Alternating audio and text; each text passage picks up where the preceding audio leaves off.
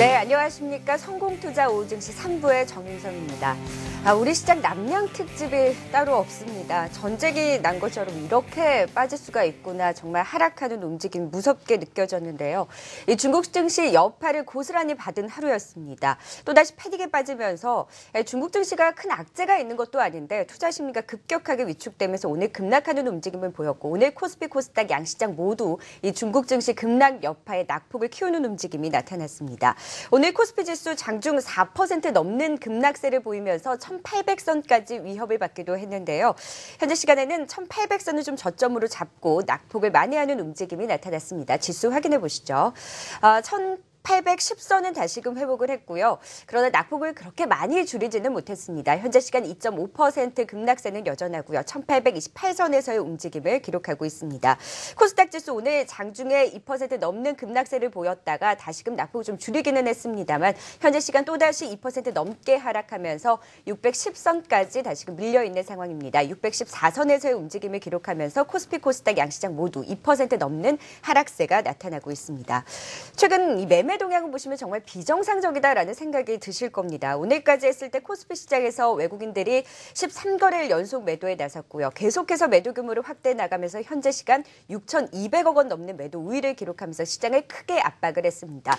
그나마 기관이 매수 규모를 확대하면서 낙폭을 좀 줄여주긴 했습니다만 개인과 함께 기관이 동반 매수에 나섰음에도 불구하고 외국인들의 강한 매도를 막아내지는 못했습니다. 개인이 3,354억 원, 기관이 1,116억 원의 매수 우위를 기록하면서 그래도 코스피 시장 개인과 기관의 동반 매수가 나타났습니다.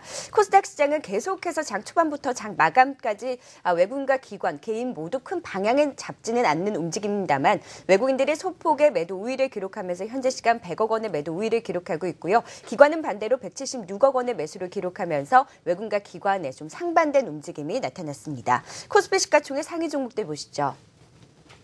오늘 정말 전멸하는 움직임을 보였습니다. 그나마 삼성전자가 낙폭을 좀 줄이면서 1.9% 약세고요. 오늘 결국 3년 7개월 만에 최저치를 경신하면서 계속해서 낙폭을 키우는 움직임이 두드러졌습니다.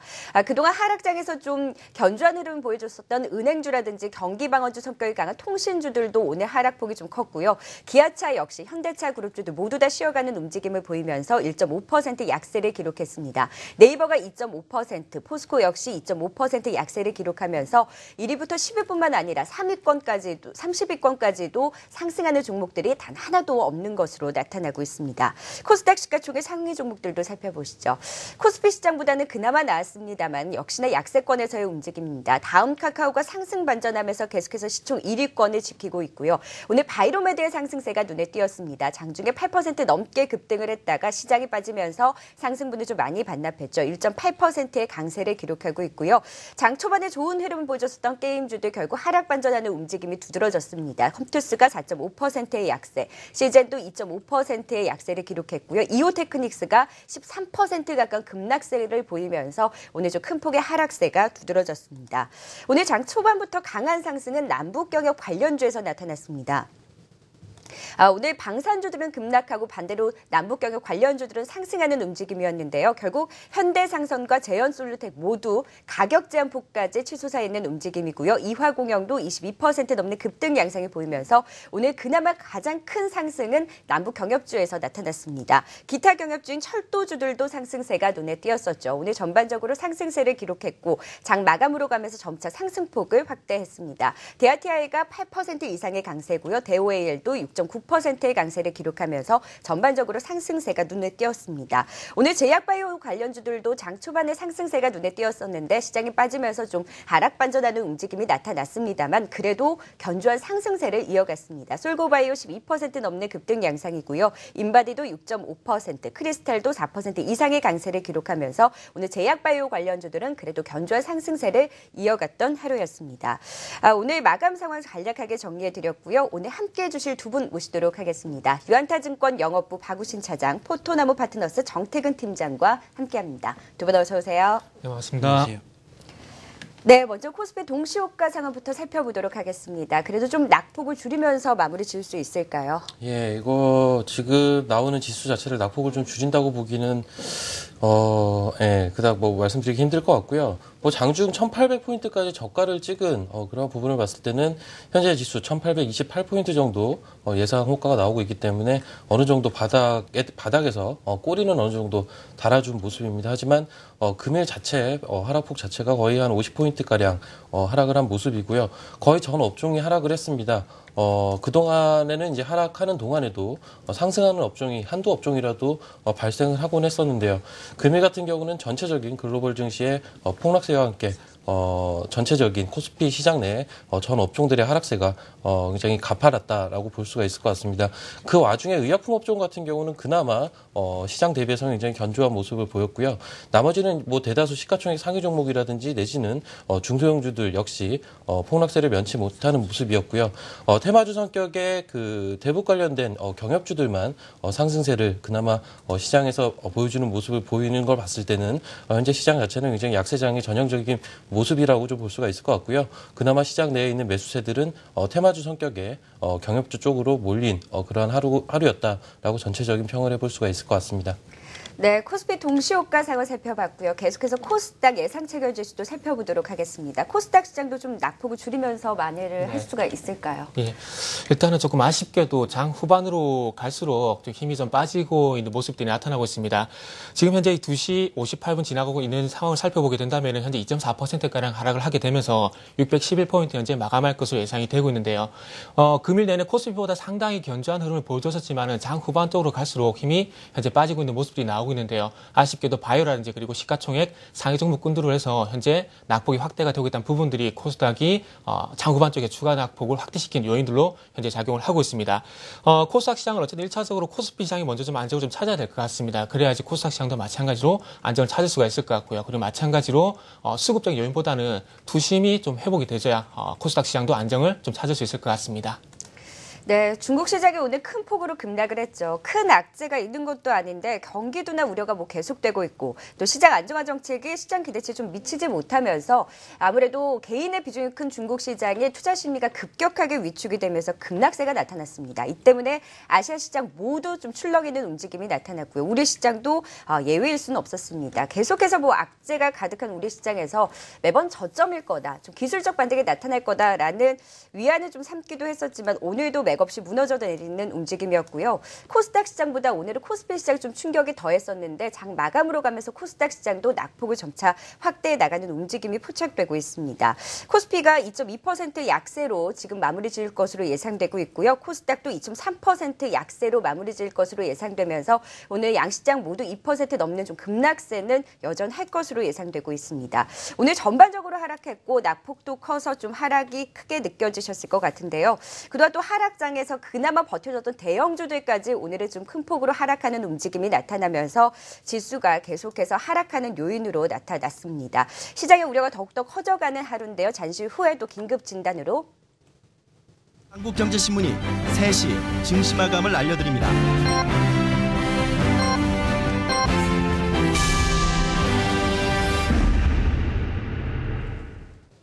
네, 8월 24일 월요일장이 모두 마감이 됐습니다. 오늘도 수고 많으셨다라는 말씀 드리고 싶은데요. 계속해서 패닉에 빠진 우리 시장 그래도 좀 안정을 찾으려는 노력이 있기도 했었습니다만 장 마감으로 가면서 결국에 낙폭을 좀 많이 하지 못하고 마무리 짓는 움직임이었습니다. 종가 확인해 보시죠. 네, 코스피 시장 2.48% 약세입니다. 1830선을 회복하지 못하고 1829선으로 마무리를 짓고요. 코스닥 시장도 결국 2% 넘는 하락세로 마무리를 짓습니다. 2.16% 약세로 610선은 그래도 회복을 했고요. 613선으로 610선 초반까지 밀리면서 오늘 양시장 모두 2% 넘는 하락으로 마무리를 짓는 움직임이었습니다. 계속해서 시장의 우려가 좀 커져가고 있는 상황입니다. 시장에 대한 전략 긴급적으로 다시 한번 진단해 드리도록 하겠습니다.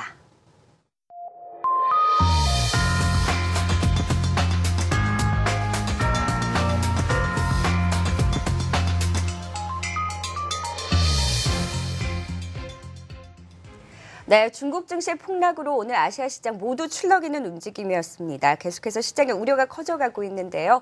하이투자증권 투자전략팀 노종원 성인연구원 연결해서 좀 더 자세한 이야기 들어보도록 하겠습니다. 안녕하십니까? 네, 안녕하세요. 네, 오늘 뭐 중국 시장에 또 한 번 시장들을 모두 좀 출렁이게 하는 하락 요인으로 또 작용을 했습니다. 계속해서 신흥국 시장의 우려가 커지면서 자금 이탈도 가속화되고 있는데 우리 시장에서 오늘 외국인들이 무려 13거래일 연속 매도에 나섰습니다. 현재 이 자금 이탈 규모 어느 정도라고 판단하고 계신가요? 예, 사실상 올해 연초 이후로 상반기 동안 최고치로 본다면 외국인들은 10조 정도 순매수를 했는데요. 이제는 뭐 6조, 7조까지 매도를 다시 키워오는 상황이기 때문에 상당 부분 좀 많이 나갔다고 볼 수 있을 것 같습니다. 그런데 이런 현물 시장의 누적 순매도보다는 사실은 조금 더 우려스러운 상황이 있는데요. 이 글로벌 자산 시장을 가서 살펴보면 사실 지난주부터 글로벌 자금들이 많이 이탈하고 있는 국가가 놀랍게도 아시아 또 이머징에선 대만과 한국 그리고 선진국에서는 독일 중심으로 자금들이 조금 빠르게 이탈하는 모습들이 나오고 있습니다. 이 얘기는 결국 말씀드린 대만, 한국 그리고 독일은 선진국과 이머징에서 수출을 많이 하는 그런 국가들인데 이런 국가들에 대해서 사람들의 생각이 이제는 안 좋게 변해가고 있다는 얘기는 글로벌 경기에 대한 부담감들이 점점 커지는 거고 위안화 절하 이후로 사실상은 경기 리스크가 글로벌 자산 시장을 좌우하고 있는 거죠. 그래서 규모보다는 그 특징 또는 컬러가 굉장히 안 좋게 변해졌다는 점을 먼저 좀 말씀드리고 싶습니다. 네, 뭐 계속해서 외국인의 자금 이탈이 우려가 되고 있는 상황인데 이제 중요한 건 또 앞으로의 향방입니다. 원달러 환율까지 이제 뭐 1,200원 선 돌파 시간 문제인 것 같은데요. 환율 변동성까지 커진 좀 이 상황에서 앞으로의 수급 좀 어떻게 더 전망을 해볼 수가 있을까요? 예, 지금 방금 말씀해 주신 대로 사실상 이제부터는 어떤 수급 주체보다는 글로벌 전반적으로 환율 시장에 조금 변화가 와야 될 것 같은데요. 먼저는 기본적인 원래 가정은 원화가 절하되면 될수록 뭐 수출 기업의 생산성이 좋아진다 이렇게 말씀들을 많이 하시지만 사실은 지금 수준에서 원화가 더 무너지게 되면 지금부터는 외국인들이 더 빠른 속도로 이탈할 수 있는 부분들 그들 입장에서는 환 손실이 발생하기 때문에 뭐 오늘 한시에서 보면 1,200원을 마지노선으로 해서 어떤 방어 물량들도 좀 있는 거 보면 원화는 어떻게 보면 1,200원 그 이상으로 갈 가능성들에 대해서는 조금씩 줄어드는 것 같습니다. 하지만 최근에 원화를 넘어서서 이머징 통화 전반적으로 붕괴가 빨리 오고 있기 때문에 결국에는 국내외 증시의 수급에 대한 판단은 이머징 통화의 절하가 좀 멈춰줘야 그때부터 바닥 국면을 찾을 수 있지 않을까 그렇게 보입니다. 네, 이제는 좀 전략을 세워봐야 될 것 같은데요. 기술적 반등에 나올 만한 시점이라고 생각을 했는데 계속해서 악재가 겹치다 보니까 시장 맥없이 무너져 내리고 있습니다. 특히나 원래는 코스닥 시장보다는 그러니까 코스피 시장보다는 코스닥 시장이 또 분위기가 좋지 않았는데 오늘 같은 경우 봤을 때는 그동안 좀 버텨주던 대형주들까지 좀 무너져 내리는 움직임이었는데요. 좀 관망하기도 그렇고 팔기도 그렇고 또 사기에는 더더욱 무서운 시장인데 좀 이 상황에서 좀 어떤 대응 전략을 세워야 좀 유효해 볼 수 있을까요? 뭐 지금부터는 사실상 저희는 관망세를 좀 많이 말씀을 드리는데요. 방금 말씀해주신 내용 중에서 사실은 코스닥 같은 경우는 이미 몇 차례 많이 맞았고 600선 초반을 해서 몇 차례 지지되는 모습들이 나왔었죠. 그런데 사실상 지금은 우리나라 전체 리스크를 반영하는 대형주 코스피가 무너지고 있는데 기술적 저항선이라는 게 지금 수준에서는 사실 크게 의미가 없을 수 있는 게 나라 자체의 상장기업 전체의 수익성 보통 ROE라고 얘기를 많이 하시는데요. 굉장히 많이 내려와서 저점 PBR, 보통 밸류에이션이라고 얘기하는데 이 저점 수준이 사실은 정말 유효한가에 대해서도 의문이 많은 그런 상황입니다. 그래서 전반적인 시장은 관망세라고 생각이 되고요.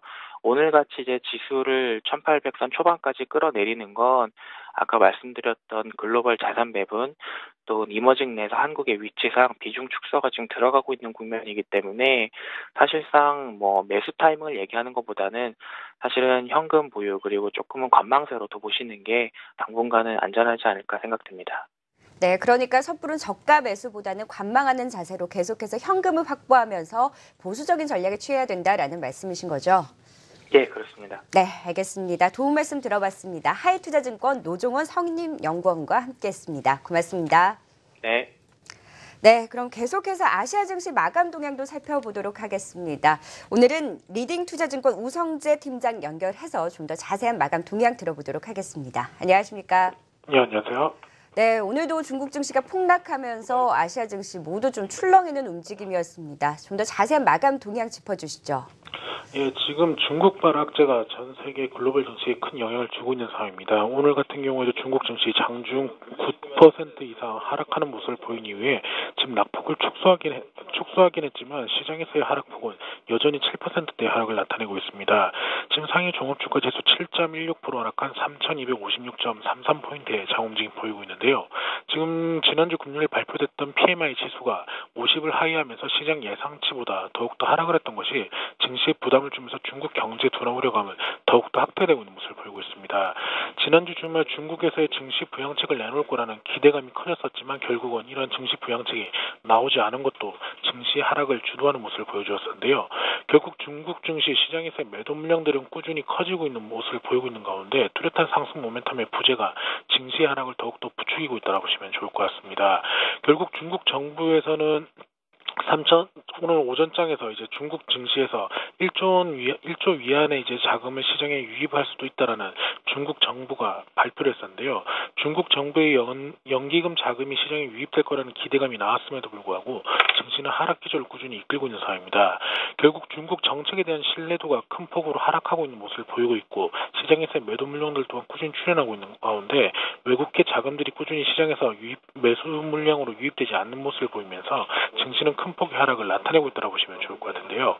결국 이러한 여파가 아시아 증시의 동반 약세 움직임을 이끌면서 일본 증시 또한 큰 폭의 하락을 나타냈습니다. 일본 니케이 지수 4.61% 하락한 18,540.68포인트의 장 움직임을 보이면서 4.6%의 급락세를 나타낸 모습이었는데요. 중국발 악재에 따른 시장에서 매도 물량들이 꾸준히 커지면서 엔 강세 기조 또한 증시의 하락을 부추기는 모습을 보여줬습니다. 달러엔의 움직임이 0.68% 하락한 121.20엔선의 움직임을 보이면서 엔 강세 기조 계속적으로 나타나고 있는 만큼 증시의 하락 기조가 좀 더 이어져 나갈 거라는 부담감이 커지고 있기 때문에 시장에서 매도 물량들 꾸준히 출현할 확률이 높은 만큼 시장에 대해서 좀 더 보수적으로 접근하셔야 될 것 같습니다. 네, 계속해서 중국 증시의 불안으로 인해서 아시아 증시 모두 출렁이면서 오늘 급락하는 움직임을 보였던 하루였습니다. 리딩투자증권 국제영업부 우성재 팀장과 함께 자세한 아시아 증시 마감 동향까지 살펴봤습니다. 고맙습니다. 네, 고맙습니다. 네, 그럼 계속해서 오늘 시장에서 어떤 종목들이 특징적인 흐름을 보였었는지 살펴보도록 하겠습니다. 코스피 시장부터 살펴보도록 할까요? 예, 일단 금일 코스피 시장 같은 경우는 뭐 전체적인 하락세 속에 외국인들이 7천억이 넘는 그러한 매도세를 보였습니다. 지난 한 주간도 굉장히 많은 수량의 많은 금액의 시장에서의 외국인들의 매도가 출회가 됐었는데요. 금일 같은 경우는 최근 들어서 이제 가장 많은 데일리 기준 가장 많은 그러한 외국인들의 매도가 시장을 짓눌렀다라고 볼 수가 있을 것 같습니다. 전체적으로 글로벌 증시가 폭락세를 보이는 와중에 우리 증시만 반등을 할 수는 없는 그러한 요인이 좀 있었다라고 보시면 될 것 같고요. 일단 업종별로 좀 보시게 되면요. 전체적으로 외국인들은 매도 스탠스를 유지를 하고요.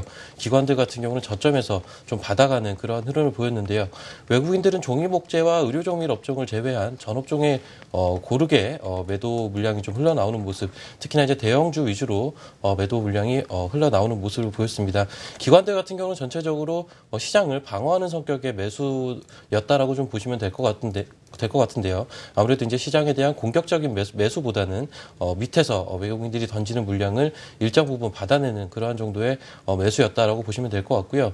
제조업과 전기전자, 화학업종 위주로 매수가 일부 좀 유입이 되었다라고 볼 수가 있을 것 같습니다.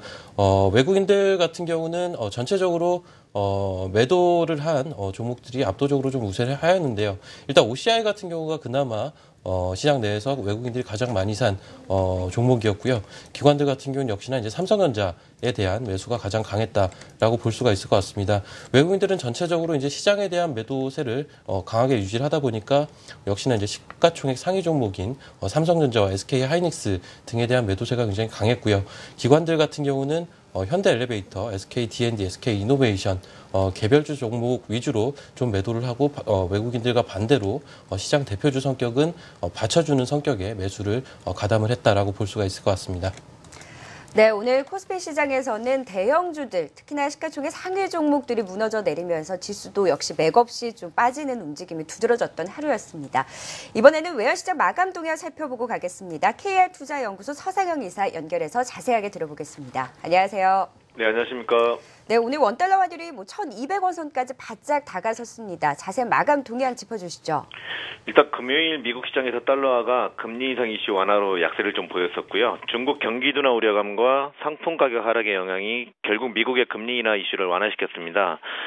여기에 이제 한편 신흥국 환율의 불안정으로 인해서 신흥국에서 자금이 유로존으로 이탈을 하면서 유로화 강세도 달러 약세에 한몫을 했고요. 결국은 금요일 날 달러화 같은 경우는 1.23% 약세를 보였습니다. 다만 이제 신흥국 환율 약세가 커지면서 달러원 NDF 환율이 1,195.9원을 보였고요. 오늘 서울 한시에서는 달러원 환율은 1,198원으로 시작했습니다. 이는 남아공의 란도화가 3% 넘는 약세를 보이는 등 신흥국 환율이 중국발 경기 둔화 우려감에 큰 폭의 약세를 보였기 때문입니다.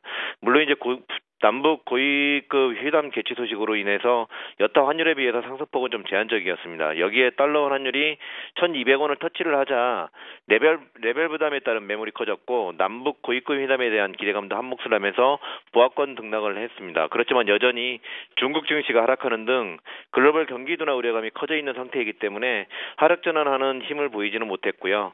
결국 달러 환율은 글로벌 경기 둔화에 따른 신흥국 환율의 약세와 레벨 부담에 따른 매물의 영향으로 강보합권에서 등락을 보이다가 4원 상승한 1,199원으로 마감을 했습니다. 엔원 환율 같은 경우는 엔화가 이제 글로벌 경기 둔화 우려감 때문에 0.84% 강세를 좀 보이면서 121.06엔을 좀 보이고 있는 상태인데요. 그렇게 되자 엔원 환율 같은 경우는 11원 정도 상승한 990원 정도에서 움직이고 있는 상태입니다. 네, 계속해서 원달러 환율이 상승하는 흐름을 보이고 있는 상황입니다. 오늘 또 KR투자연구소 서상영 이사와 함께 자세한 외환시장 마감 동향까지 살펴봤습니다. 고맙습니다. 네, 감사합니다. 네, 그럼 이번에는 코스닥 수급 특징주 살펴보도록 하겠습니다. 코스닥 시장에서도 오늘은 좀 이렇다 할 방향을 보이지는 않았습니다만 외국인들이 좀 매도로 돌아선 움직임이 좀 안타깝게 느껴졌습니다. 좀 더 자세한 특징주 짚어주시죠. 네, 일단 방금 언급을 해주셨듯이 장 후반 쪽에 외국인들이 고점 대비해서 130억가량의 매도가 나왔다는 부분들이 상당히 조금 아쉽게 좀 작용하는 하루가 아닌가 생각이 좀 되고 있습니다. 일단 전체적으로 봤을 때는 외국인들의 그 매도가 시장 전체에 부담이 되지 않는 수준이지만은 제약 섹터 쪽으로 집중이 됐다는 부분들, 그리고 기관 쪽도 마찬가지로 220억가량의 매수율을 보였음에도 불구하고 80억가량의 제약 섹터 매도가 집중이 됐다는 부분들이 아무래도 오늘 가장 아쉬운 부분이 아닌가 좀 생각이 되고 있습니다. 그래서 서두에 보셨듯이 셀트리온이라든지 그리고 메이톡사 같은 종목들 쪽으로 특히나 시가총액 상위 대형주 쪽으로 집중이 됐다는 부분들이 특징이라 좀 보시면 될 것 같고요. 시장이 전체적으로 하락을 하긴 했지만은 그렇다고 하더라도 테마 쪽이라든지 그리고 상승 마감한 종목들은 또 분명히 있습니다. 최근에 좀 이슈가 되고 있는 부분들이 지정학적 리스크인데요. 지정학적 리스크가 부각이 되게 되면서 남북 경협주 그리고 방산 관련 종목들이 상당히 엇갈리는 모습들이 나오기도 했었습니다. 일단 남북 고위급 회담이 진행이 되게 되면서 제형솔로텍, 에머슨 퍼시픽, 이화전기와 같은 종목들은 상한가 육박하는 상당히 급등하는 모습들을 보여줬었고요. 하지만 그 반대로 방산주 같은 경우는 고위급 회담이 진행이 되게 되면서 상대적으로 하루 만에 또 약세 쪽으로 전환이 되는 모습들이 나오기도 했었습니다. 그래서 코스닥 시장은 전체적으로 봤을 때 테마 쪽 움직임이 상당히 돋보이는 하루였다 좀 보시면 될 것 같고요. 그중에서 새롭게 방산주로 부각이 되고 있는 광림이라는 종목도 한번 소개를 해보고 싶습니다. 전략적 그 폭격기인 B-52가 한국에 배치된다는 소식이 전해지게 되면서 육해공군의 그 미사일 관련 설비스템을 납품을 하고 있는 광림이라는 종목이 오늘 시장에서 부각이 되기도 했었습니다. 그동안 한 번도 부각이 되지 않았었지만은 시장에서는 항상 기존의 테마가 있다고 하더라도 새로운 테마를 찾기 마련입니다. 그렇다 보니까 최근에 지정학적 리스크가 부각이 된 가운데 접근할 종목 그리고 접근할 섹터가 부족하다 보니까 새로운 종목이 부각이 된 것이 아닌가 좀 생각이 되고 있습니다. 그래서 오늘 시장 광림이라는 종목도 좀 부각이 됐었고요. 일단 개별 종목들 쪽으로 또 한번 언급을 좀 드려보게 된다면은 토니몬이라는 종목을 한번 언급을 좀 드려보고 싶습니다. 최근에 화장품 관련주들 잘 알고 계실 겁니다. 중국발 모멘텀이 작용이 되게 되면서 상당히 장기간 상승세가 좀 지속이 됐었는데요. 그동안 한 번도 토니모리 같은 게 상장되고 난 이후에 부각이 되는 경우는 없었습니다. 하지만 금일 같은 경우에 중국의 그 현지 공장을 인수한다는 소식이 전해지게 되면서 시장 대비 좀 강한 모습이 좀 연출이 됐었는데요. 아무래도 최근에 위안화 절하 소식이 전해지게 되면서 환율이 아무래도 좀 비호적으로 작용을 하고 있습니다. 그렇다면은 수출보다는 현지 공장 인수를 통한 어떤 현지화 전략 그리고 현지 공약 이런 부분들이 상당히 유효하지 않겠나 생각을 하고 있습니다. 그런 부분들을 보게 된다면은 뭐 한국콜마라든지 제닉 같은 종목들처럼 이후에 충분히 부각이 될 가능성이 상당히 크지 않겠나 생각을 하고 있고요. 그리고 또 오늘 신규 상장 종목도 하나 있었습니다. 웹스라는 종목이 있었는데요. 공모가인 7,200원보다는 뭐 상승하면서 마감이 됐었지만은 개장하고 난 이후에 하한가에 마감한 부분은 상당히 좀 아쉽다고 봐야 될 것 같습니다. 아무래도 시장 분위기가 좀 좋지가 않았었고요. 그리고 공모가 7,200원 대비해서 상당히 높은 수준의 주가를 형성했었기 때문에 차익 실현 물량이 나온 것이 아닌가 생각이 되고 있습니다. 향후에 뭐 자동차 경량화라든지 그리고 건축형 소재 이런 부분이 상당히 선도업체를 알고 있는데 일단은 자동차 쪽이라든지 그리고 건축 쪽의 어떤 그 수주라든지 그리고 전방 산업에 대한 호조 이런 부분 좀 나타나줘야 추세가 좀 돌려주지 않겠나 이렇게 좀 정리를 해보고 싶습니다. 네, 오늘 같은 날 상장을 해서 좀 시름이 네. 깊었을 것 같습니다. 특히 또 하락하는 장에서 토니모리가 전거래에 이어서 오늘까지 이틀째 좀 강세 흐름을 이어갔다는 점 두드러지게 나타났고요. 지난주 좀 급등하는 움직임을 보였던 방산주들은 오늘 급락하는 모습을 보였고 또 오늘은 남북경협 관련주들이 반대로 급등하는 움직임을 보이면서 상반된 엇갈린 흐름을 보였다라는 점이 오늘 코스닥 시장의 좀 특징이었습니다. 이번에는 선물시장 마감 동향 살펴보고 오겠습니다. 선물시장도 마감이 됐는데요. SK증권 서초센터 정광욱 부장 연결해서 좀 더 자세한 이야기 들어보겠습니다. 안녕하세요. 예, 안녕하십니까. 네, 오늘 선물시장에서는 그래도 외국인들의 자금 유입이 굉장히 두드러졌던 하루인 것 같습니다. 좀 더 자세한 마감 동향 짚어주시죠. 예, 오늘 한마디로 블랙 먼데이였습니다.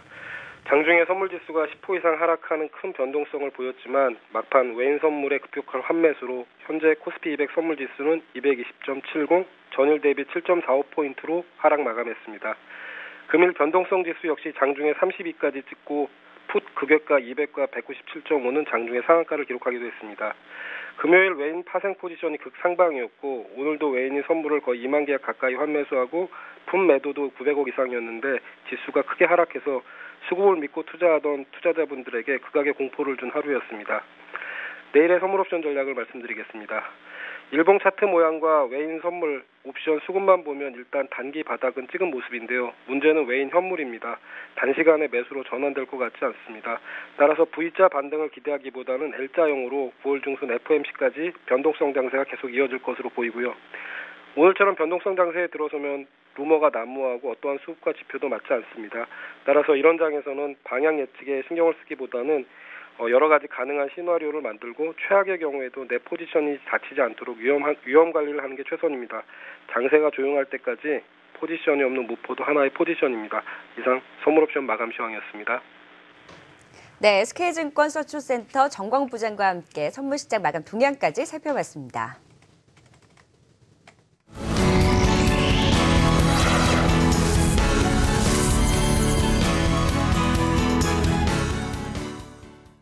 네, 한 주의 첫 거래일 오늘도 시장 힘겨웠습니다. 코스피 장중 1800선까지 하락하면서 2013년 6월 저점 이후에 최저 수준까지 낙폭을 키우기도 했습니다. 외인은 코스피 이틀간 1조 원 이상 매도하면서 이탈이 가속화되고 있습니다. 오늘 코스피 2.47% 내린 1829.81에 장을 마감했습니다. 시가총액 상위 종목들 일제히 파란불 켜고 마감했고요. 의료 정밀업종과 비금속 광물 제외한 대부분의 업종들도 약세로 마무리했습니다. 오늘 코스피 시장의 특징주들 함께 살펴보시죠. LG전자입니다. TV 부문의 매출 증가로 3분기 실적이 개선될 것이라는 분석입니다. 8월과 9월 북미 지역의 성수기 효과로 TV 판매량은 이전 분기 대비해서 10% 이상 증가할 것이라는 분석입니다. 기관이 8거래일 연속 순매수 이어오고 있는데요. 특히 지난 거래일에는 11만 주 이상 강한 매수세가 유입되기도 했습니다. 오늘은 0.87% 오른 4만 150원에 거래를 마무리했습니다.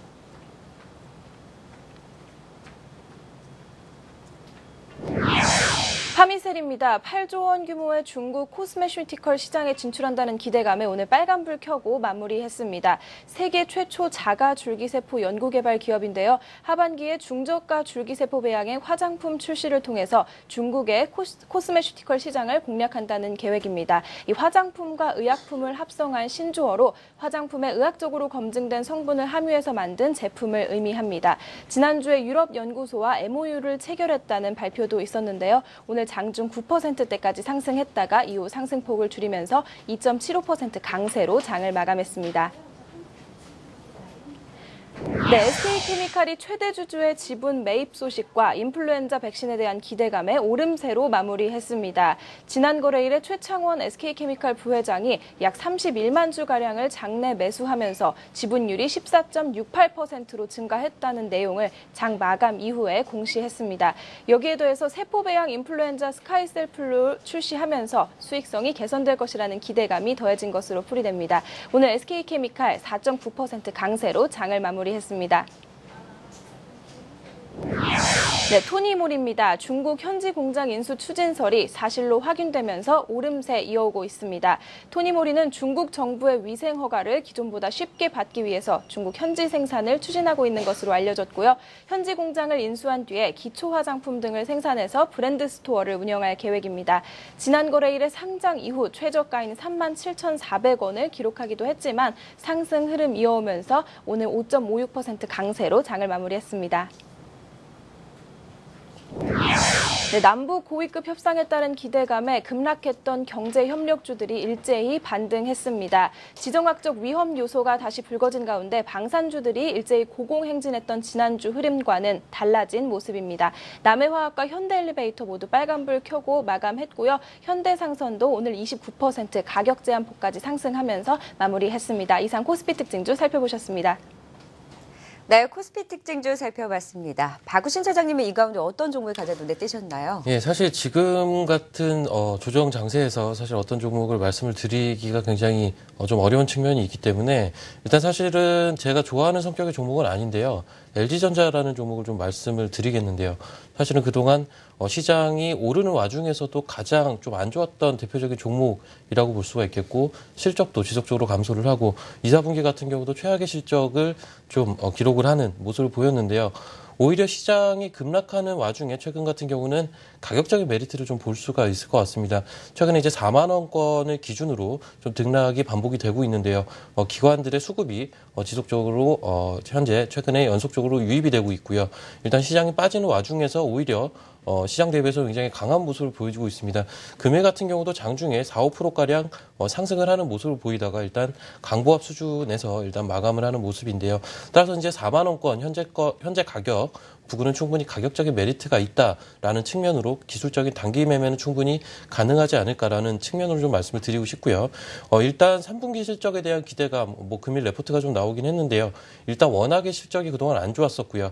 그 부분에 대한 기저효과를 3분기부터는 어느 정도 특히나 이제 동사가 강점을 갖고 있는 가전 부분에서 기대를 해볼 수가 있다라는 그러한 분석이 있었고요. 그리고 사실 얼마 전에 7월 달이었죠. 7월 달에 대량 거래와 함께 장중에 급등을 해주는 그러한 모습도 보였었는데요. 그 당시에 같은 경우는 이제 구글의 지분 인수설이 좀 돌았고 사측에서는 부인을 했었죠. 근데 이러한 소문이 왜 돌았는지를 좀 살펴보게 되면요. LG전자 같은 경우는 사실은 스마트폰 쪽에서 삼성전자에 뒤지면서 사실은 실적의 악화가 지속적으로 장기화됐었고요. 이에 대한 타격 움직임으로써 사실 글로벌 탑티어라고 볼 수 있는 구글도 마찬가지고요. 여러 다양한 업체들과 협업을 진행 중에 있었습니다. 이 부분이 있다 보니까 아무래도 그러한 지분 이슈가 좀 시장에 불거진 게 아닌가라고 좀 추측을 해볼 수가 있을 것 같고요. 따라서 이러한 구글 같은 다양한 업체들과의 협업, 이에 대한 시너지가 어느 정도 중장기적인 흐름 내에서는 발생을 할 수 있다라는 그러한 기대감을 좀 가져볼 수는 있을 것 같습니다. 그래서 이제 현재 주가 자체는 PBR 밸류 자체도 0.7배 미만 수준으로 굉장히 이제 낮은 수준이라고 좀 보시면 될 것 같고요. 특히나 이제 IT 업종 내에서는 사실은 1배 미만의 PBR을 기록을 하는 종목들이 잘 나타나지가 않습니다. 그래서 LG전자가 최근에 4만 원권에서 더 이상 안 빠지는 요인도 이러한 요인들이 복합적으로 작용을 하는 게 아닌가라고 보고 있습니다. 따라서 현재가 부근에서는 충분히 메리트가 있다. 어느 정도 확인을 하고 매수를 한다면 21선을 종가 기준 안착을 했을 때 매수를 하시고요. 한 10%가량은 위로 어느 정도 볼 수 있는 단기 매매 용으로는 충분히 가능한 종목이 아닌가라는 측면으로 말씀을 드리겠습니다.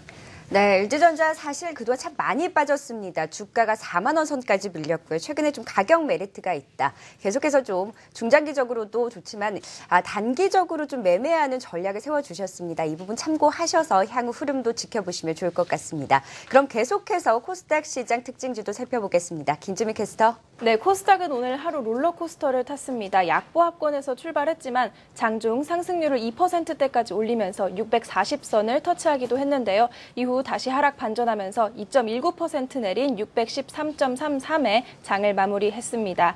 바이로메드와 파라다이스를 제외한 시가총액 상위 종목들 모두 파란불 켜고 마무리했습니다. 코스닥 시장의 특징주들도 함께 살펴보시죠.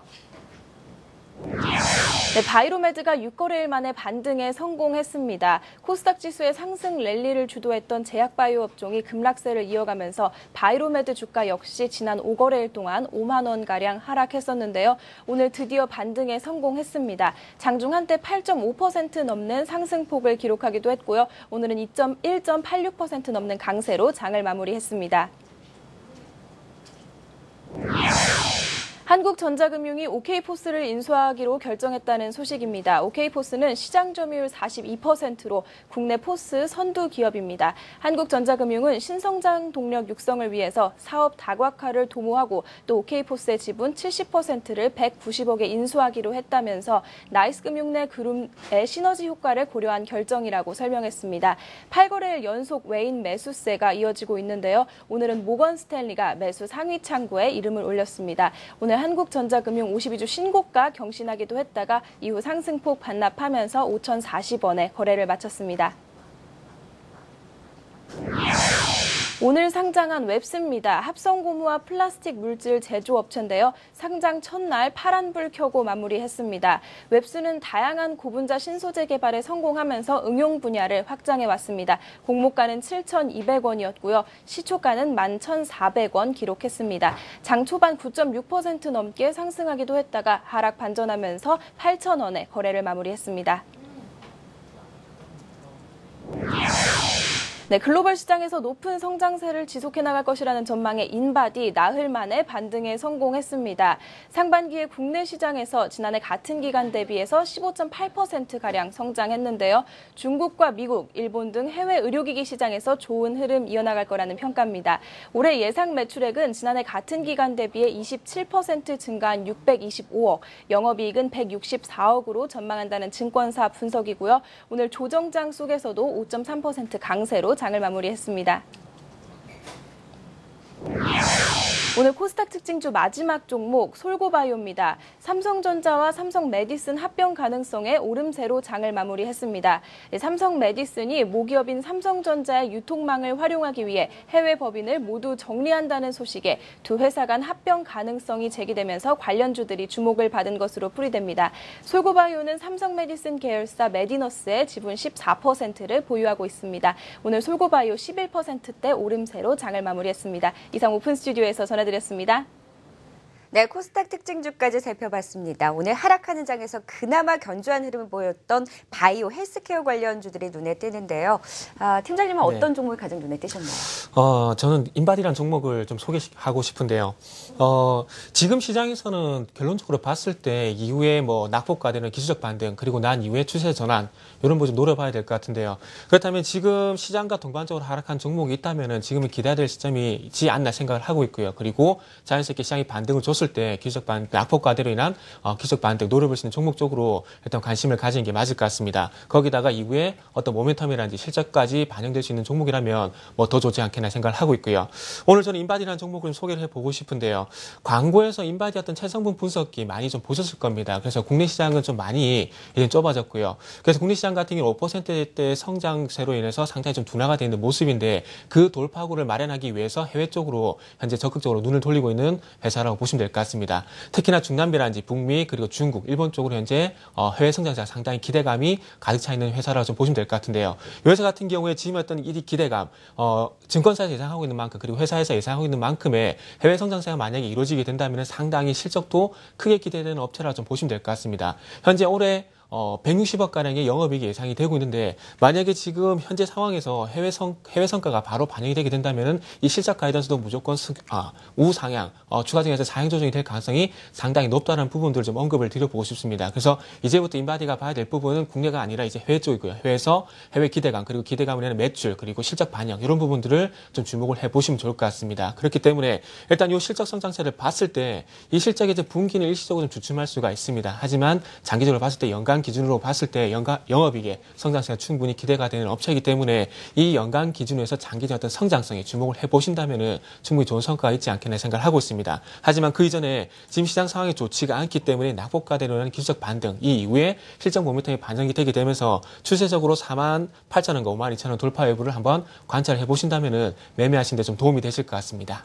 네, 인바디 해외 시장 성장에 대한 기대감이 있는 종목입니다. 향후 주가 흐름도 좀 주의 깊게 지켜보시면 좋을 것 같습니다. 이제 종목들 살펴봤으니까 시장 전략도 세워보도록 하겠습니다. 먼저 코스피 시장부터 살펴볼 텐데요. 일단 코스피 시장 이제 뭐 저점에 대한 판단은 중요하지 않은 것 같아요. 전략 세우는 것도 좀 쉽지 않은 것 같은데 그래도 내일장 전략 세워주신다면 어떤 전략이 유효할까요? 예, 사실 지금 같은 시장에서 저점을 논한다라는 거는 좀 어불성설인 것 같고요. 일단 그러한 가장 큰 이유 자체를 보시게 되면 사실 이제 기술적인 바닥권을 논하고요. 그리고 수급적인 그러한 전환 시점이라고 해야 되나요? 이러한 부분들을 논할 때 정상적인 시장이라면 사실 그런 부분들이 어느 정도 맞아 들어가는 모습을 보이면서 바닥권에서 매수를 하고 어느 정도 올라왔을 때 매도를 하는 이러한 전략이 좀 가능하다고 볼 수가 있는데요. 지금 같은 경우는 뭐 단적으로 보시면 옵션 시장에서 가장 디보티엠 풋옵션인 197.5 같은 경우는 지금 종가가 상한가 마감을 했습니다. 11,700% 상승을 하는 모습인데요. 사실 이러한 옵션의 상한가 저 개인적으로는 금융위기 때 이후로는 사실 처음 보는 것 같습니다. 그 정도의 지금 하락 모멘텀이 굉장히 강한 그런 시장이다라는 점을 좀 고려를 해봤을 때는 사실 단기적으로나 중장기적으로 바닥이 어느 시점에서 잡힐 것이다라고 예단을 하는 것 자체가 좀 무의미한 게 아닌가라고 볼 수가 있겠고요. 일단 전체적으로 코스피 시장 내에서는 외국인들의 현물 시장에 대한 수급이 굉장히 시장에는 부담으로 좀 작용을 하고 있고 이러한 부분이 뭐 일본 시장이나 대만 시장, 중국 시장, 미국 시장, 유럽 시장까지 전 지금 글로벌 증시가 폭락을 이제 하고 있죠. 지난 주말부터 이러한 모습들이 감지가 되고 있는데요. 그러한 모습이라면 역시나 중장기적인 종목들마다 업종들마다 바닥을 어느 시점에서 예단을 하지는 말자라고 좀 말씀을 드리고 싶고요. 바닥에 대한 부분은 추후 시장을 관찰을 하면서 좀 잡아야 되지 않을까라는 그런 생각이고요.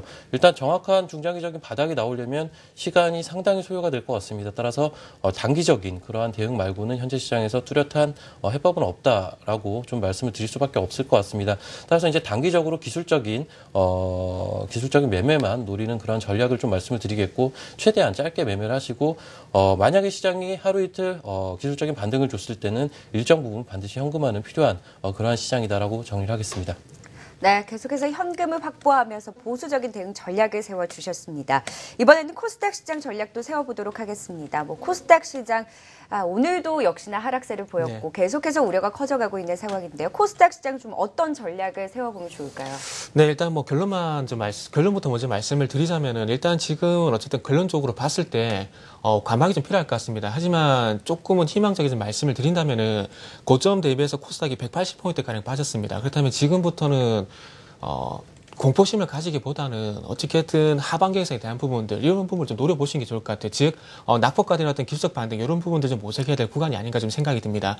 지금 분위기가 상당히 좋지가 않습니다. 하지만 이 분위기가 가장 안 좋을 때 바닥을 잡는 경우가 하반 경제성이 나오는 경우가 상당히 많았었기 때문에 일단 시장에 대해서는 관망을 하시되 조금 이제부터는 겁먹을 구간이 아니라 이제부터는 조금 기술적 반등에 대한 부분들을 노려보실 구간이 아닌가 좀 생각이 되고 있습니다. 그렇기 때문에 이제부터는 아무래도 조금의 시장의 관심을 그래도 가져야 될 시기가 아닌가 좀 생각이 들고 있습니다. 그래서 전체적으로 봤을 때 시장에 대한 부분도 이렇게 좀 말씀 좀 드려보고 싶고요. 가장 중요한 것은 가지고 있는 종목 앞으로에 대한 부분들이 상당히 좀 궁금하실 텐데 지금 혹시 종목을 가지고 계시고 물려 계시다면 지금 가지고 계십시오. 왜 제가 그렇게 말씀을 드리냐면은 지금 파는 건 솔직히 무의미합니다. 왜냐면은 지금 만약에 가지고 계신 종목이 시장이 하락을 하게 돼서 동반적으로 하락한 종목이라면 시장이 올라갈 때 못 올라가는 걸 확인하고 파셔도 늦지 않기 때문입니다. 그렇기 때문에 지금 만약에 종목이 물려 계시다면 일단 보유를 하시고요. 그리고 지금부터 현금 확보를 하는 것이 아니라 이미 현금 확보는 제가 생각할 때는 돼 있어야 된다는 생각을 하고 있습니다. 그렇기 때문에 현금 가지고 계신 분들은 현금을 좀 더 확보를 하시되 향후에 어떤 기술적 반등에 대한 대비를 조금씩 해나가는 게 맞을 것 같다. 이렇게 말씀드리겠습니다. 네, 코스닥 시장에서도 계속해서 현금 비중을 확대해 나가야 된다라는 말씀을 해주셨고요. 그래도 좀 희망적인 얘기를 해주셨습니다. 기술적 반등에 좀 대비를 해야 된다라는 말씀까지 해주셨습니다. 자, 오늘 함께해 주신 두 분 보내드리도록 하겠습니다. 유한타증권 영업부 박우신 차장, 포토나무 파트너스 정태근 팀장과 함께했습니다. 고맙습니다. 네, 계속해서 내일장 전략 세워보도록 하겠습니다. 전문가들은 어떤 의견을 가지고 있는지 화면으로 만나보시죠. 먼저 유진투자증권 우원명 부장의 의견입니다. 반등 기대 심리가 반영될 가능성이 높다. 낙폭과대 실적주에 관심을 갖자라는 말씀을 해주셨고요. 오늘 이호금 파트너는 글로벌 증시 동반 하락은 역시나 부담이다. 관망하는 전략을 세워주셨습니다. 유한타증권 이강일 부장의 의견입니다. 해외 증시가 안정을 찾았을 때 단기 낙폭과대주 중심으로 관심을 갖자라는 의견을 주셨는데요. 오늘은 유진투자증권 우원명 부장 연결해서 좀 더 자세한 내일장 전략 들어보도록 하겠습니다. 안녕하세요. 예, 안녕하십니까. 네, 시장에 아무래도 시름이 깊어지다 보니까 전략 세우기가 만만치 않은 것 같습니다. 내일장 좀 어떤 전략으로 그래도 대응을 해봐야 될까요? 예, 시장이 상당히 대내적인 변수 불확실성이 좀 극대화가 되면서 투자 심리가 약화되면서 매물을 좀 악순환이 좀 반복이 되고 있는데요. 잘 아시는 것처럼 미국 시장의 하락, 더불어서 오늘 같은 경우 중국 시장의 급락이 나왔고요. 여기에 또 북한 리스크 같은 변수가 계속해서 악재로 영향을 미치고 있는데요. 특히 오늘 보시면은 이런 어떤 악재를 좀 매개 삼아서 시장이 현물지수나 선물지수, 수급 변동성을 상당히 확대시키면서 굉장히 지극히 불안정한 흐름을 보여줬다고 판단이 됩니다. 아시는 것처럼 특히 가뜩이나 불안한 상황에서는 중국 시장의 급락 여파가 가장 투자 심리 회복을 좀 어렵게 하고 있는데요. 현재 지수 흐름으로 본다면은 일단 장중에 거래시장 같은 경우는 1800선 근처까지 하락한 이후에 어찌됐든 간에 1800선에 대한 지지를 어느 정도 좀 나타냈다고 판단을 하고 있습니다. 그렇기 때문에 향후 시장 흐름은 어떤 추가적인 상승보다는 변동성이 점차 줄어들 것으로 판단이 되고요. 마지막 역시 이런 어떤 불확실성이 큰 상황에서 변동성 확대는 여진이 계속 남아있을 수 있기 때문에 이런 부분은 장중에 어떤 변동성 확대는 주의를 하셔야 될 것으로 판단이 됩니다. 코스닥 시장 같은 경우는 오전 같은 경우는 상대적으로 반등 기대 심리가 상당히 긍정적으로 반영이 됐었는데요. 그럼에도 불구하고 역시 신용 물량 축소랄지 아니면 종목별 낙폭과대 이런 부분들이 아직까지는 시장 분위기에서 조금 좀 멀어져 있기 때문에 저 개인적으로는 일단은 점차적으로 조금 느리긴 하지만 이제 반등 기대 심리가 좀 강화될 것으로 예상이 됩니다. 그렇기 때문에 시장 전반적으로 지금 시장은 주식을 좀 매도하기보다는 반등을 좀 기다려보는 것이 맞다라 보여지고요.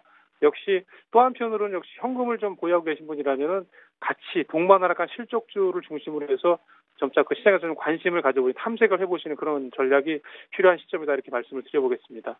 네, 계속해서 지금 가지고 있는 종목들 팔기보다는 반등에 대한 기대감을 가지고 계속해서 보유하는 전략 말씀을 주셨고요. 현금 좀 비중을 늘리자라는 말씀까지 해주셨습니다. 유진투자증권 우원명 부장과 함께 내일장 전략까지 살펴봤습니다. 고맙습니다.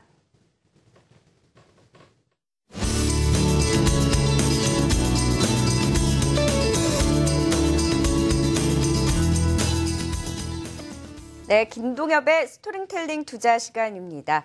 매일 저희가 다양한 투자 기준으로 알짜 종목을 선정하는 시간을 갖고 있는데요. 오늘은 스토리텔링 투자 시간입니다. SK증권 안산지점 김동엽 부장 나와주셨습니다. 안녕하세요. 네, 안녕하세요.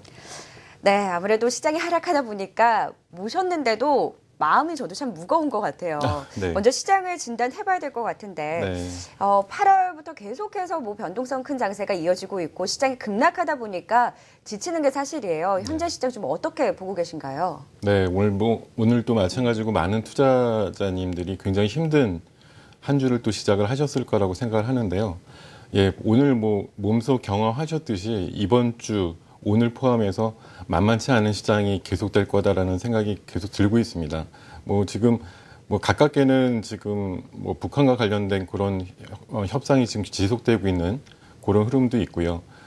가까운 중국에서 일단 큰 어떤 이슈로 인해서 이 시장이 계속 크게 좀 빠지고 있는 모습들이 결국 전 세계 글로벌 시장을 계속 연동시켜가지고 그 하락시키는 움직임을 계속 반복하고 있거든요. 그러니까 악영향이 계속 순환하고 있는 그런 입장이기 때문에 이걸 딱 끊을 수 있는 단초가 나오기 전까지는 굉장히 브레이크가 걸리기 어려운 그런 구조를 갖고 있다는 측면에서 굉장히 좀 우려가 아직도 많이 있다라고 좀 말씀을 드릴 수 있을 것 같아요.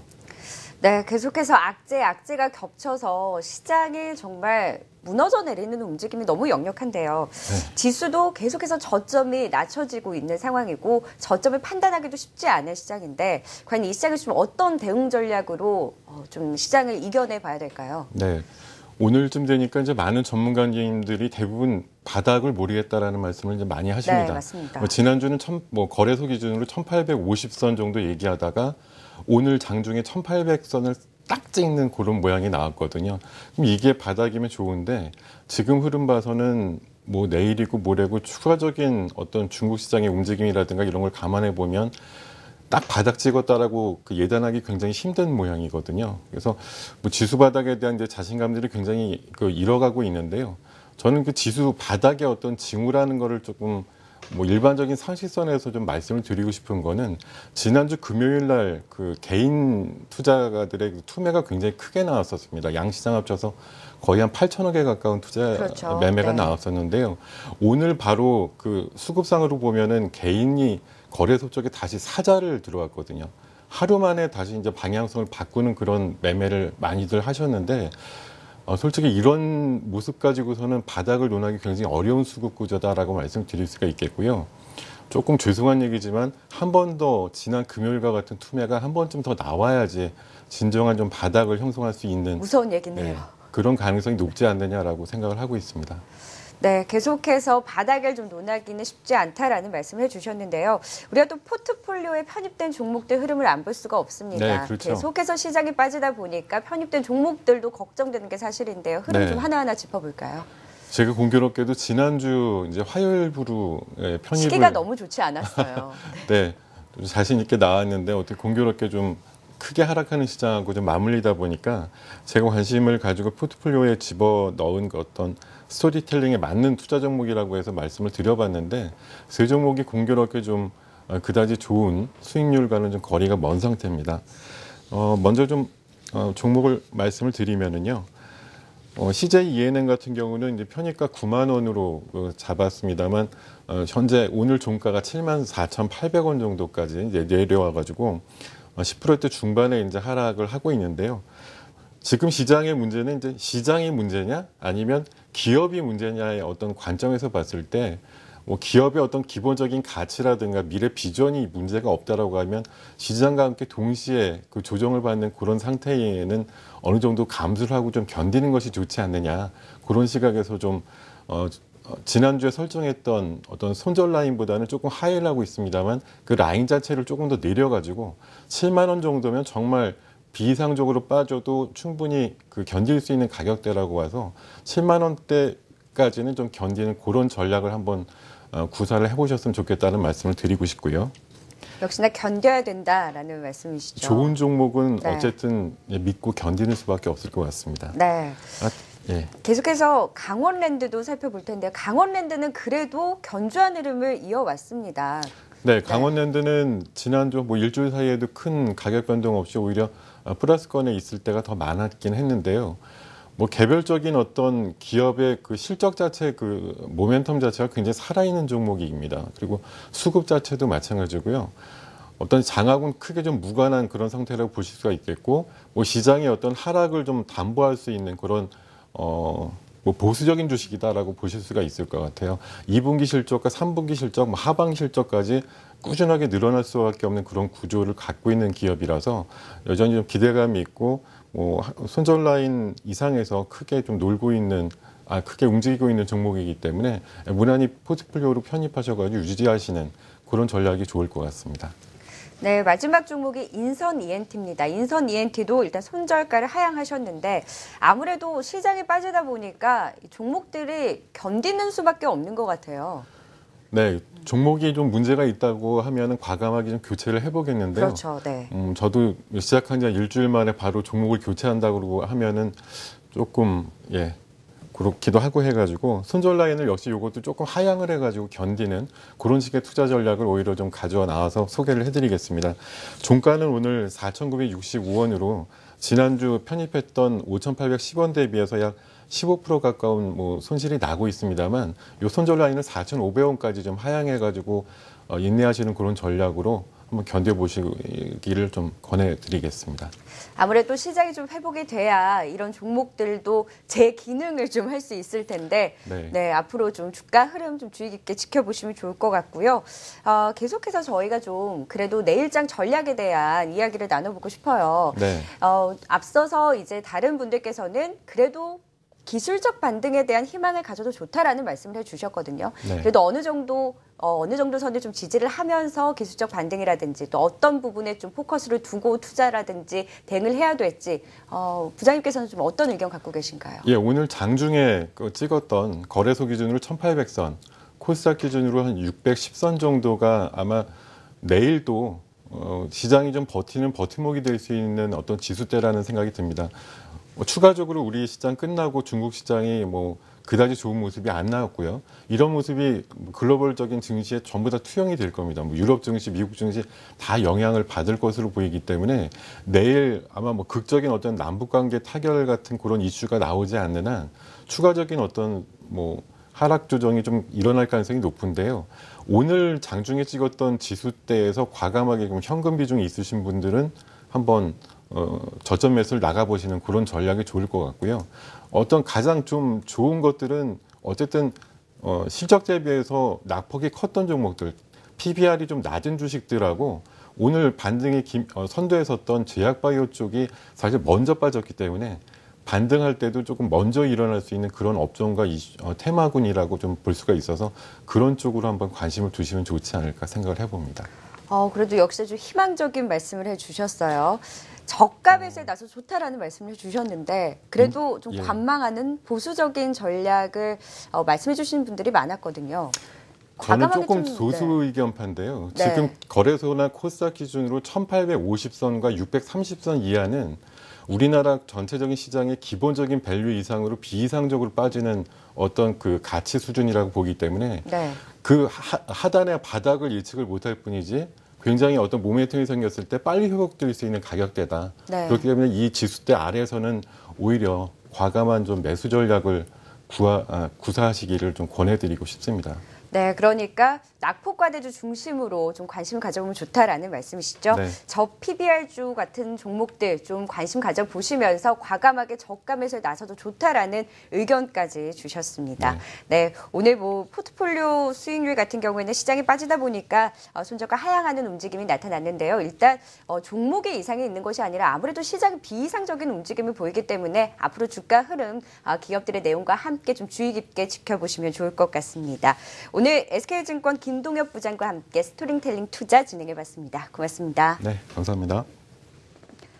네, 성공투자 오후 증시 3부 준비한 내용은 여기까지입니다. 오늘 하루도 좀 많이 힘드셨을 것 같은데요. 내일은 그래도 좀 반등의 희망을 가져보면서 성공투자해 보셨으면 좋겠습니다. 저는 내일 같은 이 시간에 다시 찾아오도록 하겠습니다. 함께해 주신 여러분 고맙습니다.